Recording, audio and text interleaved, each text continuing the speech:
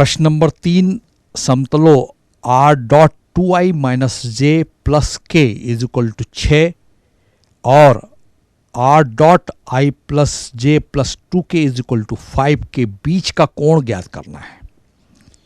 तो प्रश्न नंबर 3 में बच्चों यहाँ हमको दो समतल दिए हैं और वो वेक्टर फॉर्म में है। r dot 2i minus J plus के सदिश रूप में है इक्वल टू 6 एक समतल है, और दूसरा जो समतल है वो है r dot i plus J plus 2k है इक्वल टू 5 दिया है।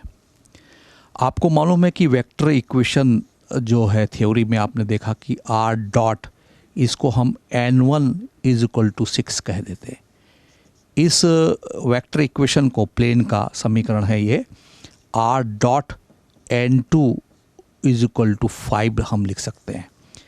तो स्पष्ट है कि n1 जो वेक्टर है नॉर्मल है, अभिलंब है उस समतल पर, उसके अनुदिश वेक्टर का मान स्पष्ट दिख रहा है इस समीकरण से 2i माइनस जे प्लस के है, और n2 वेक्टर दिख रहा है समीकरण नंबर दूसरे प्लेन से i plus J plus 2k।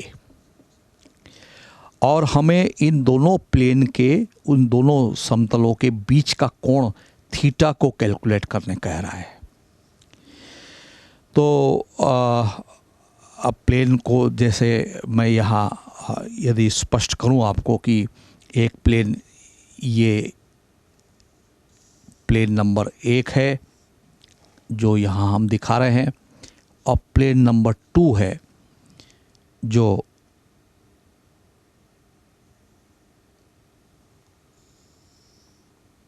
यहाँ है।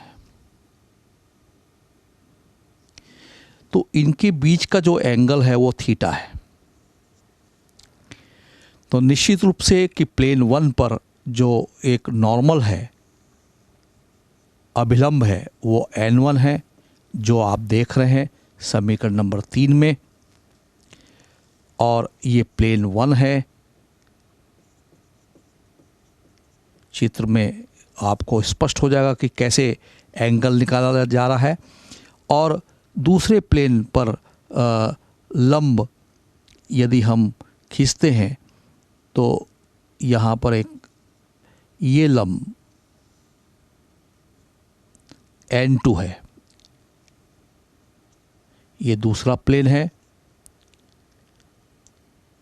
समतल 2 यहाँ हम दिखा रहे हैं, ये भी समतल है, समतल 1 है।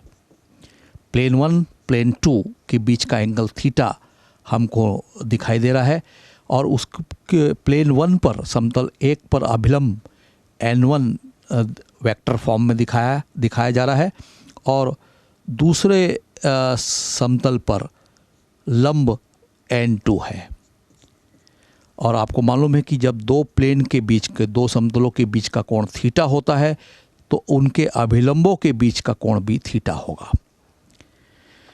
तो इस कंसेप्ट को हम जब ध्यान रखते हैं तो बड़े आराम से हम दो n1 और n2 दो सदिशों के बीच का कोण निकाल लेंगे, तो बड़े आसानी से दिए गए दो समतलों के बीच का कोण हम निकाल पाएंगे।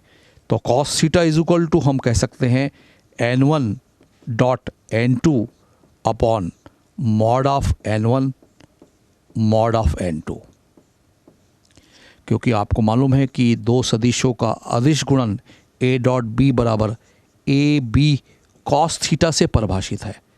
तो cos theta is equal to A dot B upon A B, ये मापांक है, ए और बी सदिशों का मापांक है।